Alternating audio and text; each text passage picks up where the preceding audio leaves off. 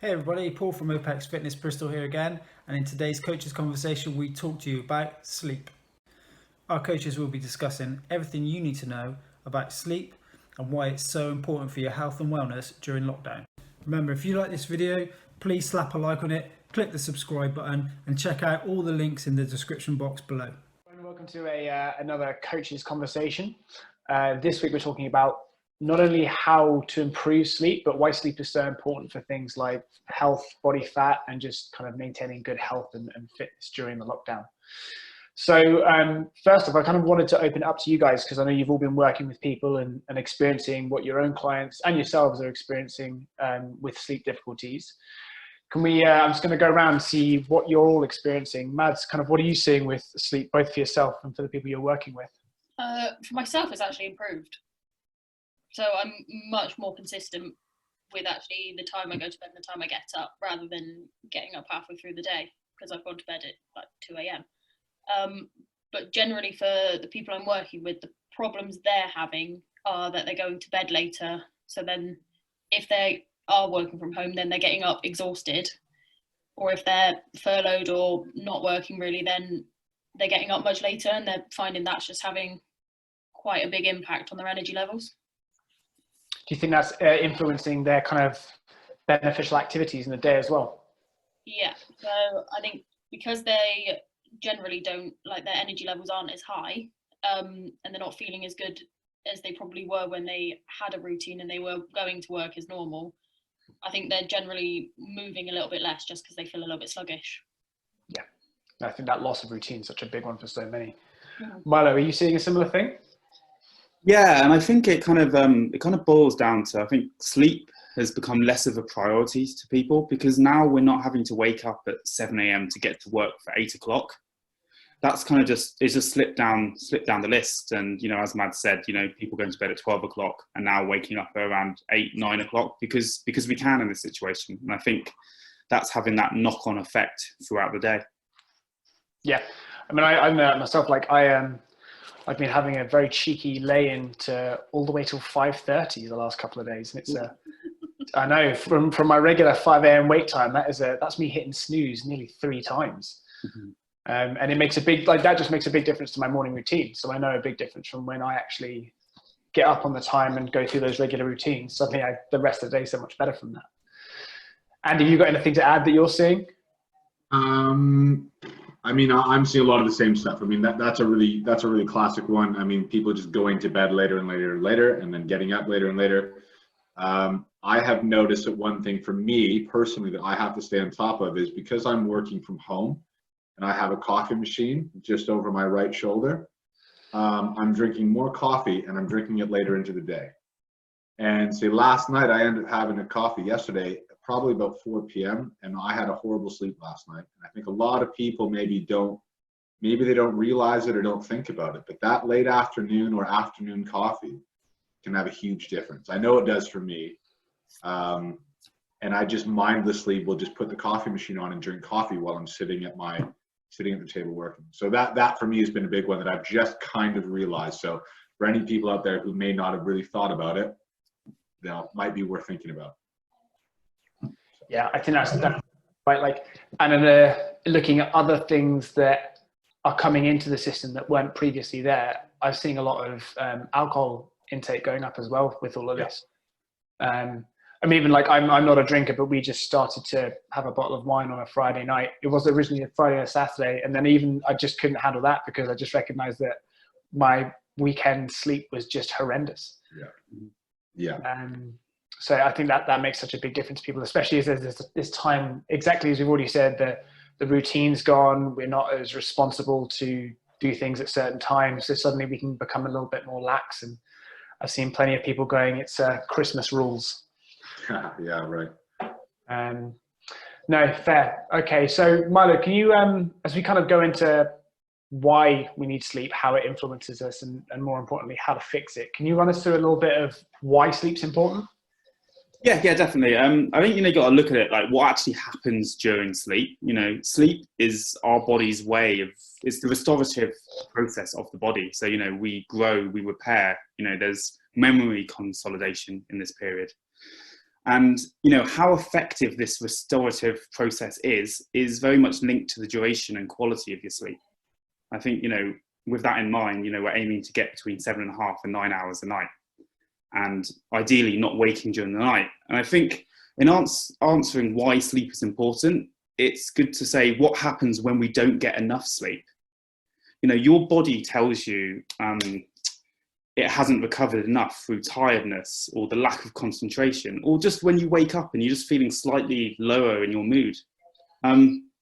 You know, there's little like things which wouldn't normally stress you out now stress you out. So lower stresses now have that big impact on you. You know, your clumsiness, and potentially you make rash decisions. And I think some of that is because when we don't sleep enough, or not during the right hours, or the quality is low, it can disrupt some of our hormones, and this can lead into something called ghrelin, which makes us feel hungry, and it increases our cravings for energy-dense food, processed food, and things like sleep. So I think, you know, there's just a few things of what happens when you don't get enough sleep. Yeah, awesome. Anyone else got anything that they want to add to that? I think Milo smashed it. I think he's got that one under control. Yeah. In especially with that, if we're looking at kind of, I think exactly as Milo said, with let's look at what happens when we don't get sleep. That's a great way to measure why it's so important. Mads, what kind of things, you mentioned that you've obviously had improvements in sleep. What differences have you noticed that have been beneficial? Generally, my energy levels are much higher, just like consistently throughout the day, rather than having like highs and lows of energy. And it's made me a little bit more productive as well, so I can get more done on a morning rather than starting to get things done at sort of like 8 p.m. and then I'm up till at least midnight, because that's when I had most energy. I've sort of seen a shift in that to having more energy, more so in the morning. So just having a consistent sleep-wake routine has made that better, and actually I'm craving sugar a lot less. Yeah, awesome. So while I've got you on the spot, we're going to kind of move into how we want to fix sleep, or how we would recommend other people, how we teach our clients and how we help ourselves correct sleep. Can you kind of run us off with your first idea of how we could improve sleep? Yeah, so the main thing I've sort of really focused on is having that, setting a bedtime, making sure I go to bed at that time, and then waking up at the same time every day. So having that consistent, even on a weekend, really makes a big difference, rather than sort of doing it Monday to Friday and then on a weekend being like, oh, it's the weekend, I'll go to bed at 1 a.m. and then get up at sort of like 10, 11 a.m. Just staying consistent with that has made a huge difference to energy levels and just how I'm feeling throughout the day. Yeah, no, I think that's a great idea. It's such a huge, it's such a quick win, because I mean, after a few weeks, like that's our body clock set. You know, we get into rhythm. Like if we're going to bed and waking up at the same time, we tend to have better energy in the morning because our body's programmed to, it's time to get up, it's time to go. At the same time, it's way easier to go to bed or to get better restorative sleep because the body's getting used to being in that habit, and being in that rhythm. Cool. Milo, sorry, not Milo, Andy. What would you recommend to kind of help people sleep? Well, I think one thing is to focus on the environment in which you sleep. And there's three kind of key areas to that we can sum up really quickly. It needs to be dark, it should be cool, and it needs to be quiet. So darkness, I mean, you know, as the darker the better. You know, you don't really want to be able to see your hand in front of your face, ideally. Something my wife and I did ages ago, we got some blackout curtains, and that was a game changer. So if you have the ability to get some blackout curtains, get some, because that makes a massive difference. Also, little things I've always noticed that really bother me is something like a digital alarm clock. If you have a digital alarm clock that's sat right beside your bed and that's facing you, and that red light is kind of like coming out at you, you know, and it's in your face while you're trying to sleep, that can make a big difference. So either move away from digital, you know, use your phone, and then, you know, so there's no light, or turn that digital alarm clock around at least so it's facing the other way. In terms of being cool, research has kind of shown that 16 to 18 degrees is kind of an optimum temperature. Nice and cool, not too hot, so you're not sweating through the night and waking up. And finally, it needs to be quiet. So, you know, a couple caveats to that. You know, some people really like a little bit of white noise in the background, and I think, you know, something like a fan or an air conditioner or something that's really consistent that blends into the background for the whole night is one thing. But what you certainly don't want is any kind of disturbing sound that might be stopping and starting and coming on randomly. You know, one thing that drives me nuts is if the dryer is running when I go to bed and it's going and then it stops and then it starts beeping like an hour later I'm asleep and it's from a floor away, it wakes me up. So, you know, quiet as possible, nice and cool, and as dark as you can make it. Those three things for your environment, totally key. Yeah, great. I mean, having the right space is so key for sleep, isn't it? I personally just moved into a new house, and there's no curtain rails at the moment. So that for me has been like, especially as it goes into summer and the evenings are lighter. And of course, for me to get up at 5 a.m., that means I've got to be in bed at 8:30, so it's still pretty light. Yeah. That makes such a big difference. So now, if you ever see me going to bed, it's I unfortunately have a very weird kind of, it's almost like a Miss Piggy eye mask. Just because that's what my girlfriend had a couple of years ago when she had a similar issue. Yeah. And like the difference, ironically, is night and day. Yeah. You can just get to sleep and you wake up feeling so much better just because you've had better, deeper, more restorative sleep. So I think that's a great point. Milo. Yeah, I mean, same thing happened to me about when I moved into my new house 2 years ago. Didn't have any curtains for about 3 months.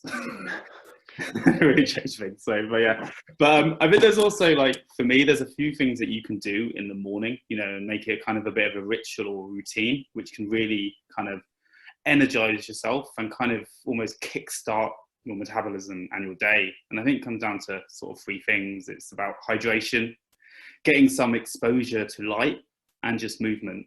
So, you know, when we're talking about hydration, you know, your body hasn't drunk anything for about, you know, 7, 8, 9, 10 hours potentially.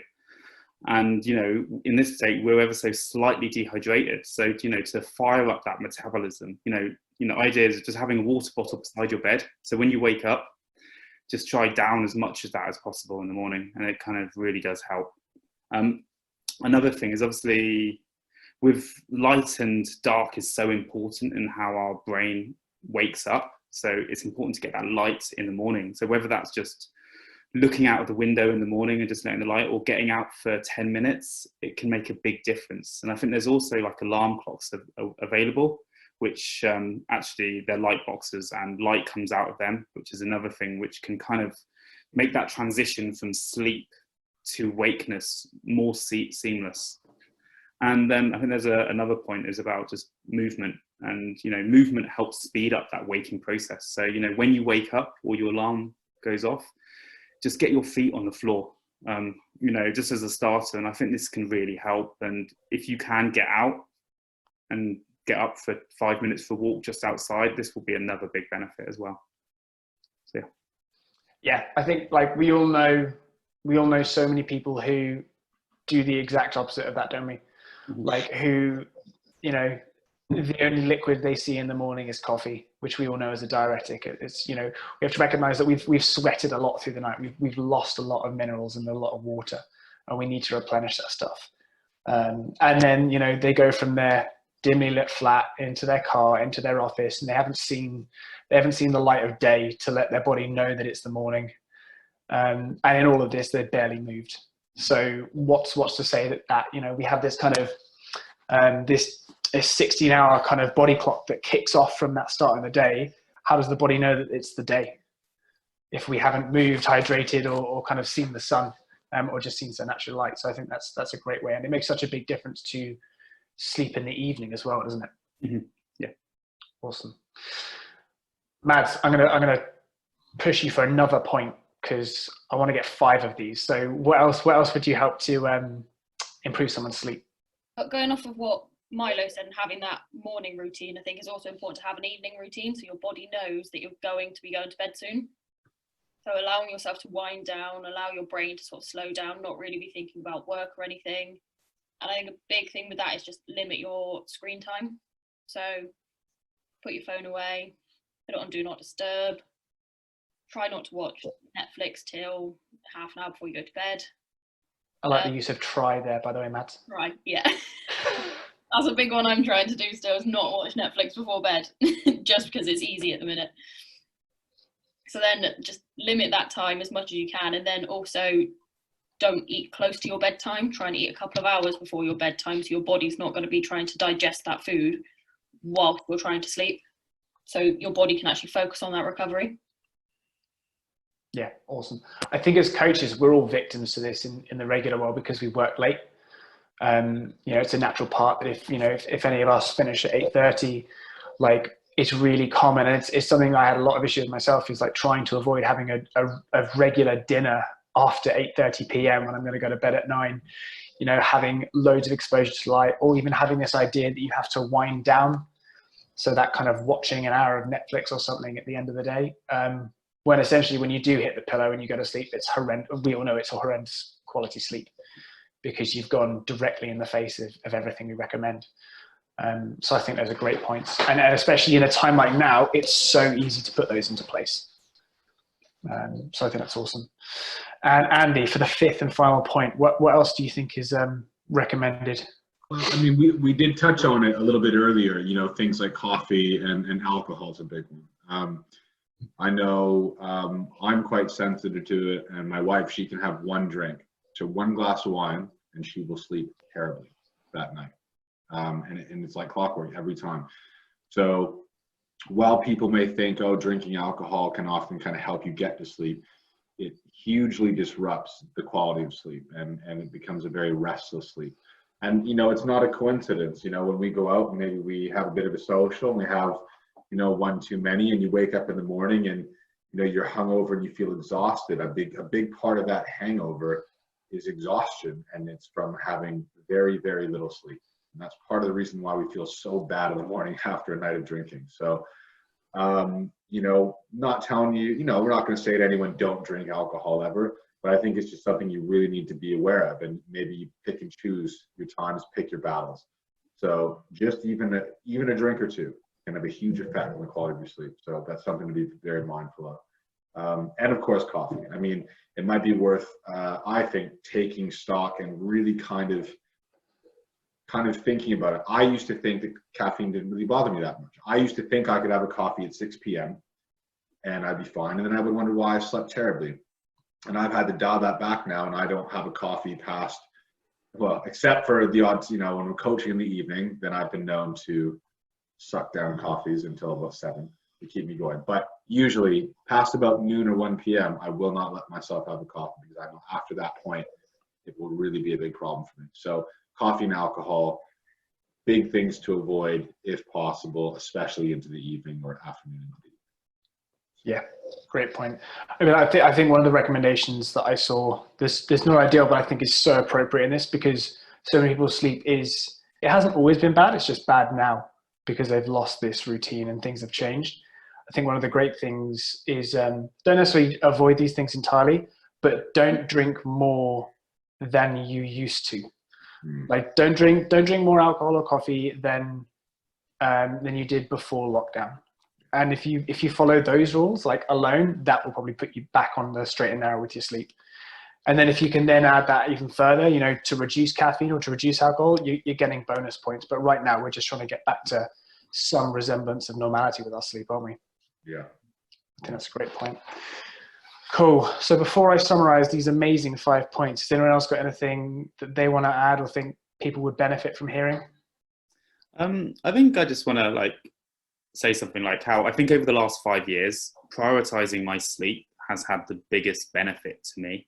Like five years ago, I kind of worked shifts and I was probably sleeping on average of less than 6 hours a night. And now I make sleep a priority, and I feel amazing for it. And just that difference, if I was sleeping how I was then now, because I'm 29 now and not 24, I'm not as resilient, and I don't think I would cope. So yeah. No, awesome. Thank you for that personal personal story, and like I resonate with that. I think we all do. Again, like I say, as coaches, we tend to be in an industry that sleep is something that's challenging, and those that do correct it, it's such a huge reward. So with that in mind, the summary of the five tips these guys have given today is: number one, set a regular sleep and wake time. Stick to it as best you can. It does give the body such a great rhythm. Number two, take care of that sleep environment. Make sure it's dark, really dark. Ideally, we shouldn't see the hand in front of our face. Keep it cold, 16 to 18 degrees, and keep it quiet. If you are someone that has tinnitus or needs a little bit of white noise, that's also fine, but it depends on the person. You just don't want noise that's going to break from that kind of nothing that's going to stimulate us and break us from sleep. Have an energizing morning routine. So get hydrated, move the body, and if you can, get exposure to light. Number four was have a relaxing evening routine, kind of wind down, avoid screens, try not to eat too much food just before bed, allow your body to get into a down-regulated state and get restorative sleep. And final, avoid things like alcohol and stimulants like coffee because they do hinder sleep. Again, just try to avoid increasing from where you were before the lockdown. If you take those 5 points, not only will your sleep improve, but everything else from body composition to performance to reducing aches and pains, it all moves in the right direction because sleep is the bedrock. So thank you guys. Thank you for helping us kind of get educated on that and have some easy walkaways, or sorry, some easy takeaways. I hope everyone's found that useful. If you have any questions, please do reach out to us. We're kind of letting this be led by what it is that you want to hear. If you've enjoyed it, please like, subscribe, comment, let us know anything that we can do better to help you with this. But otherwise, we'll leave it there. Thanks, guys.